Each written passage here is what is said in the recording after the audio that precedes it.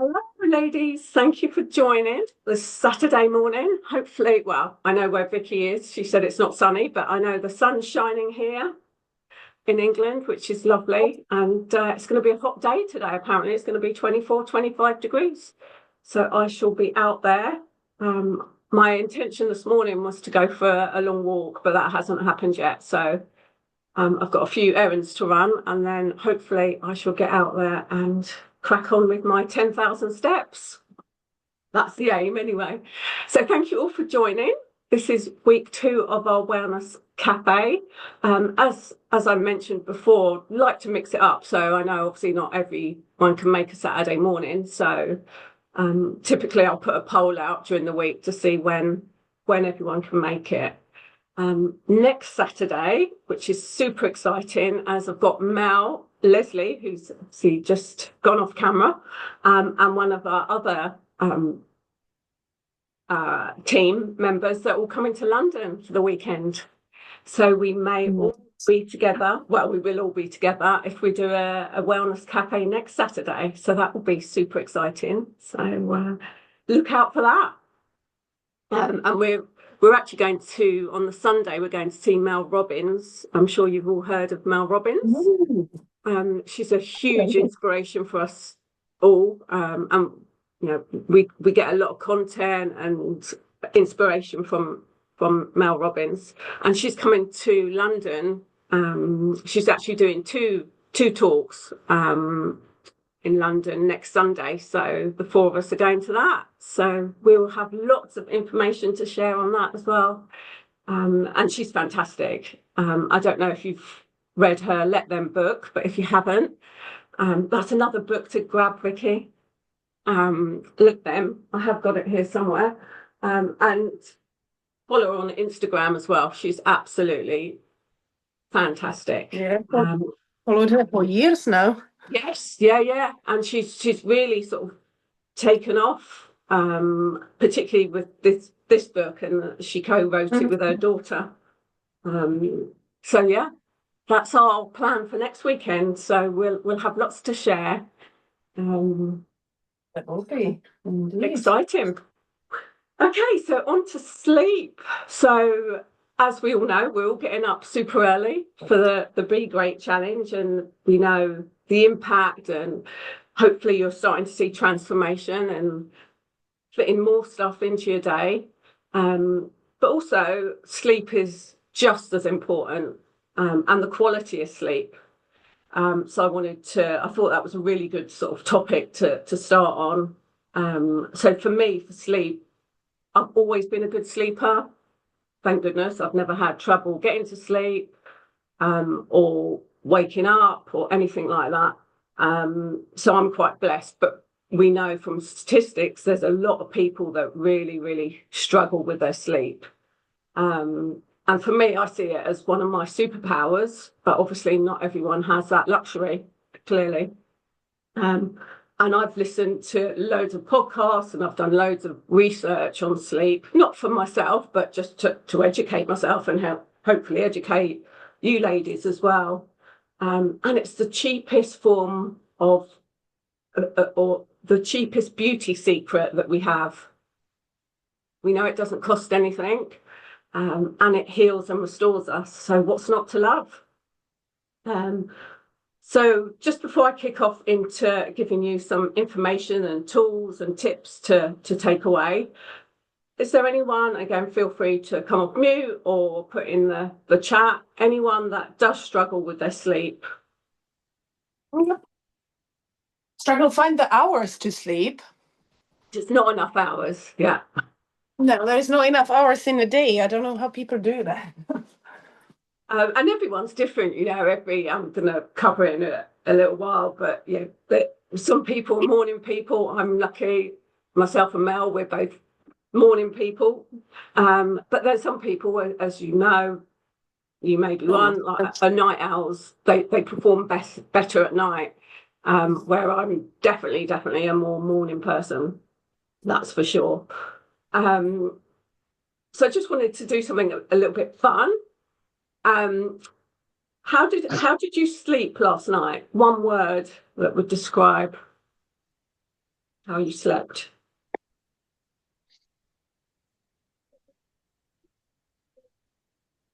I know for me, and I don't, it's quite a random saying, really, when you say you slept like a baby, because obviously babies typically don't sleep for that long. Thanks, Effie. Deep sleep. Any other what soundly? Yeah. Again, it's just incredible because everyone's sleep and sleep patterns are very different. Morning, Mel. Good morning. Good morning. So Hello. sorry I'm late. That's I'm at right. the I did local explain swimming. you were busy doing the swim runs this morning. Hopefully, you're not jumping in I'm the at the pool with the local kids. swimming pool. It still sounds very No, quiet. definitely not. Yeah, well, I've come right up the corner so I don't disturb people. I'm on a table in public, so thought I'd quickly jump on. Better late than never. Oh no, you're all good, all good. We were having a good chat earlier, and now I've just started to talk about the beauty of sleep and how amazing sleep is. But not always enough hours, as we know, for sleep. So we just some key words that people were just saying about sleep. So some people had a deep sleep last night. Vicky said she slept soundly. Deep, sound, too short. Again, not enough hours. Again, there's so many different types of emotions that are attached to sleep, as we know. Some people actually dread going to sleep because they know that if they're not going to have a good night's sleep, they fear that.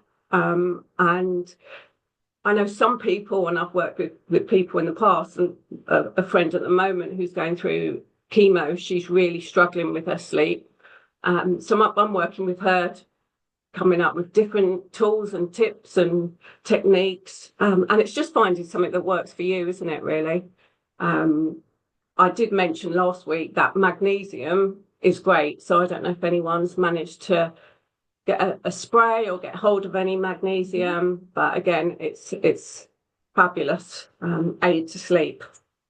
Thank you, Leslie. One eye open.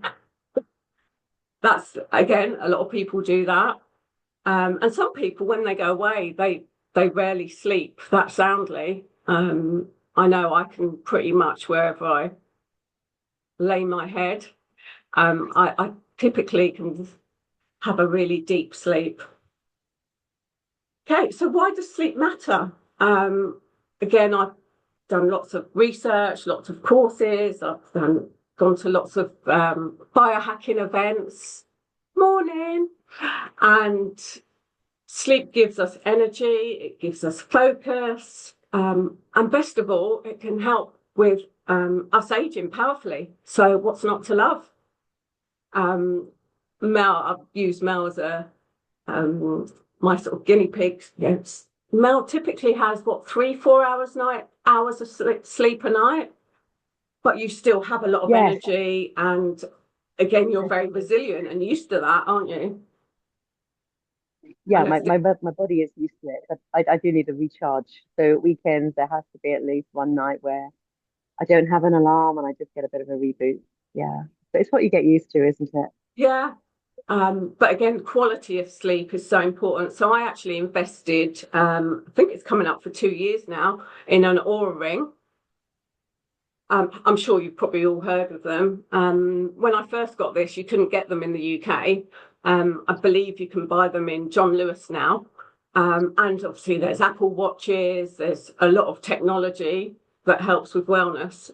So as I mentioned earlier, I don't struggle with my sleep, but I still wanted to understand the quality of sleep. So I thought, right, okay, I've done quite a lot of research on an Oura Ring, and it gives me different stats compared to my Apple Watch. And my Apple Watch, I don't like to wear at night. I like to have that bit of technology off me.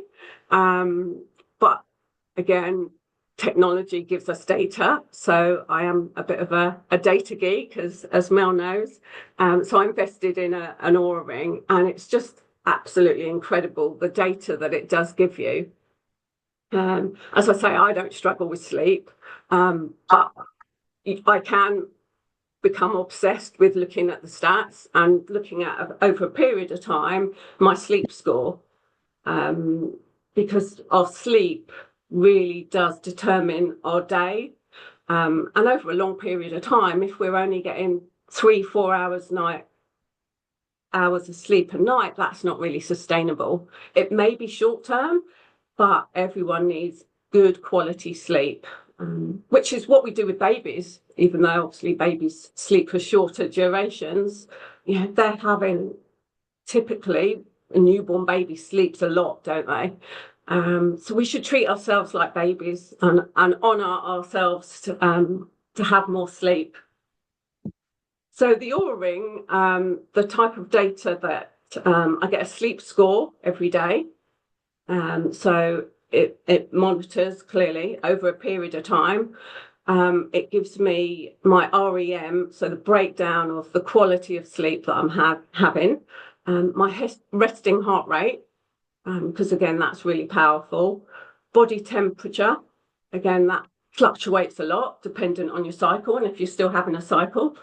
And it can predict your periods as well. So if you're still having periods, it will predict your cycle based obviously on the data.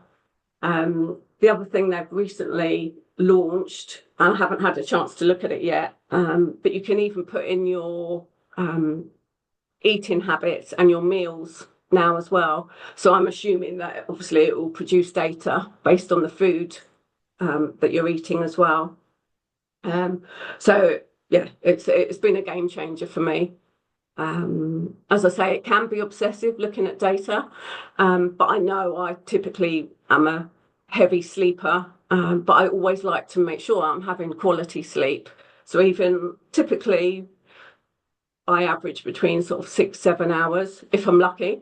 But really, I need to feel really refreshed a good 7-8 hours. And as we know, that's not always possible. But there's some nights, selfishly, I'll say to my husband, right, 9:30, I'm going to go to bed. That sounds quite early because some kids are only going to bed at that time. But for me, I'd rather get good night's sleep and feel rested and energized for my day ahead. So the other thing I wanted to mention was the different types of sleep and the different types of people that we are, and they're called chronotypes. I'm a morning person, and there's people that are obviously night owls. Where would you say you are, Mel? You're definitely a morning person, aren't you? Oh, definitely a morning person. Yeah. I struggle to function in the evenings, to be honest. My ability to speak starts to go.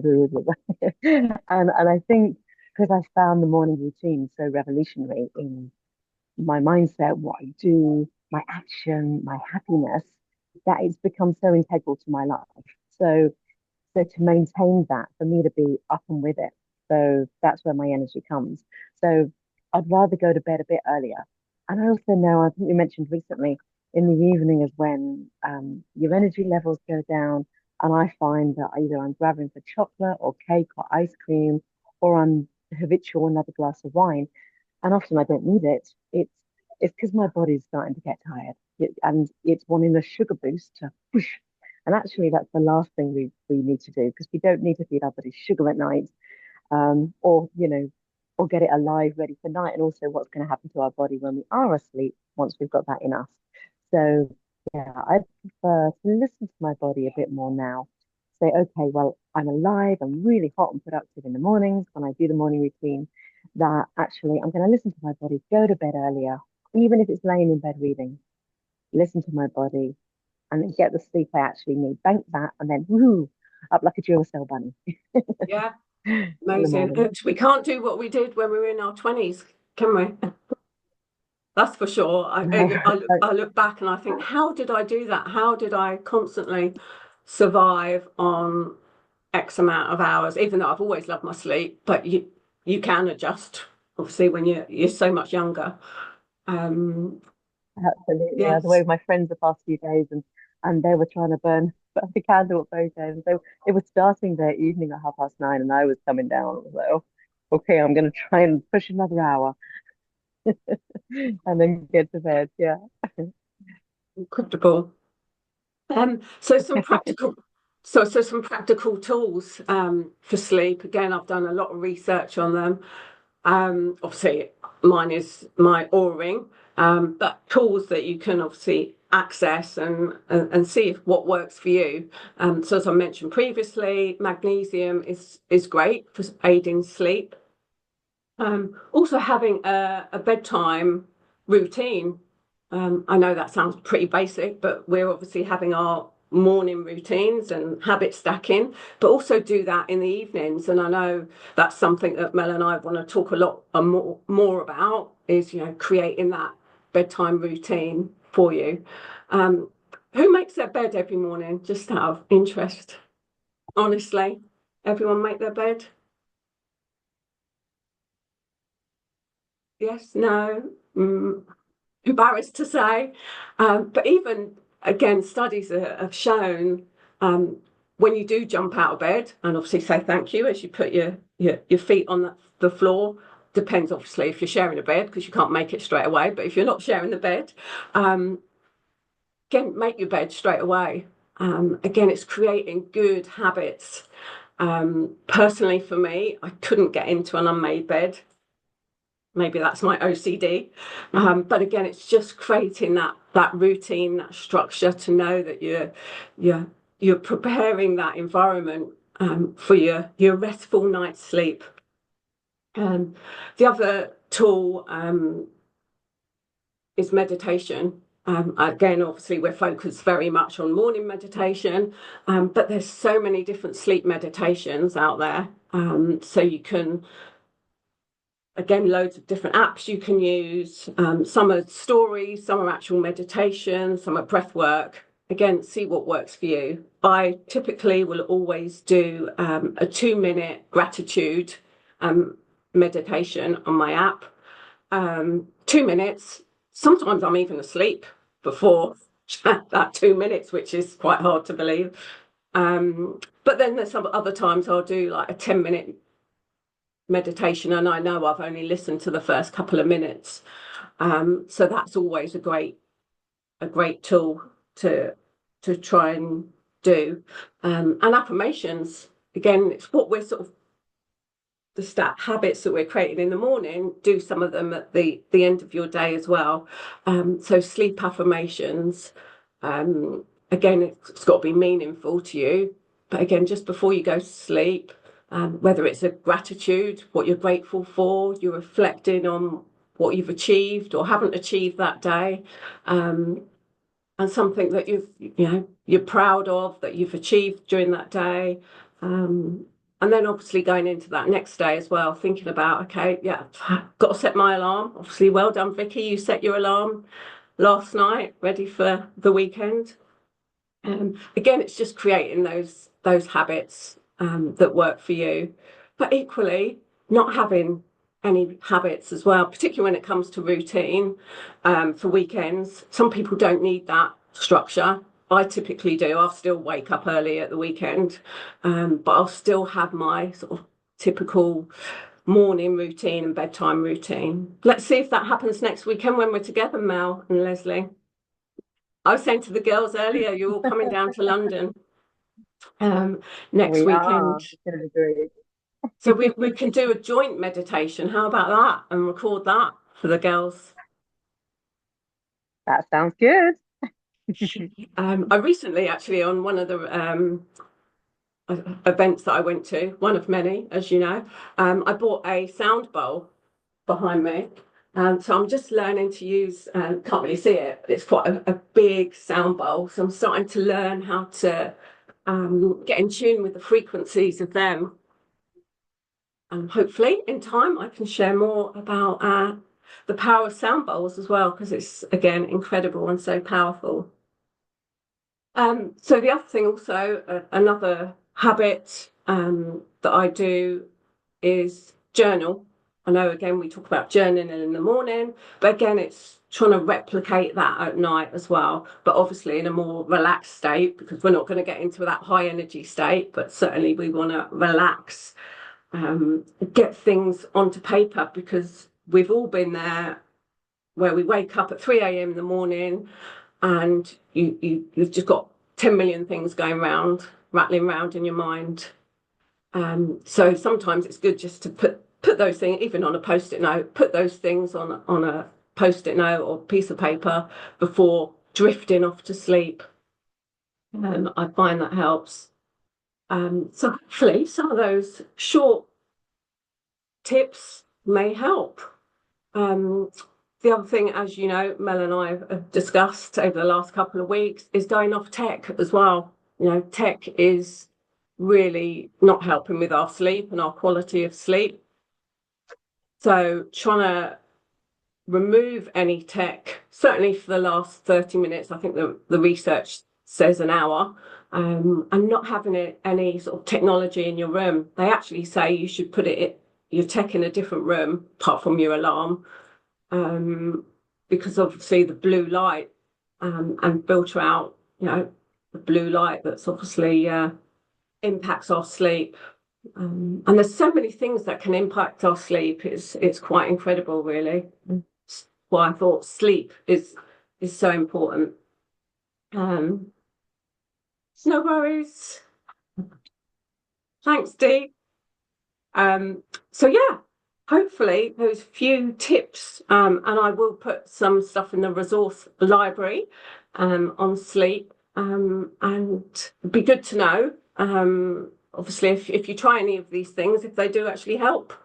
And it may not even be for you, because like me, I don't have any problems with sleep, but there's always someone that we know that does struggle with their sleep. It's one of and some people don't even realise, you know, I think because they think they're having 7-8 hours quality sleep, but actually it's such a broken sleep, so they're not actually getting the deep rest that they need. And who doesn't want to live a long life? So I think any tips and tools to help with longevity, then what's not to love? I know we're running out of Absolutely. time. And We'll if I, get caught. Go on, sorry, Mel. oh, sorry. Just to add, I've got to swap children around in the changing room, and obviously I can't have the phone on the changing room. So a quick one to add from a sort of mindset brain perspective. Our sleep is when our brain files things. So it's so important. So when we talk about mental health, anxiety, depression, overthinking things, that voice in our head, our sleep is when it files it. So it's really important to get sleep and get the right amount for you. And also know we've spoken about the chimp before. The chimp is active and in the driving seat between 7 p.m. and 7 a.m. So when the chatter starts in your head, whether you get that 2 a.m. wake up, you know the one I mean, when you particularly with perimenopause, you get the anxiety that kicks in the night or before bed. That is because the chimp is in control. When you're starting to feel more tired, the chimp, the subconscious, the unconscious part of us will chat away. You remember we said about giving it a name? So it's like Candice again. So when the self-sabotage voice comes in, you're no good, it won't work, oh God, she hates you, da da da da, da. Things are going to get really bad. And it does come. Know that that's not you. And even when you're at that sleepy state, and you think, oh God, it's coming again, you've got to take control of it. Talk to that voice like it's a third party. Yep, hear what you're saying, Candice, but you need to go over here in your box right now. Thank you. And talk to it like another person, close the lid, and know that that's not you. But also, so when we say feed our chimp, it's like keeping a pet.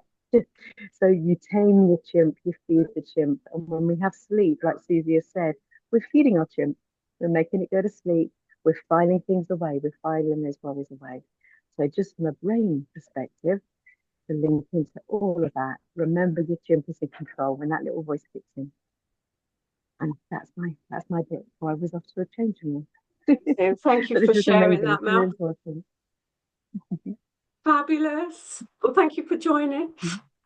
So yeah, we're running out of time. How can that be? 40 minutes gone again.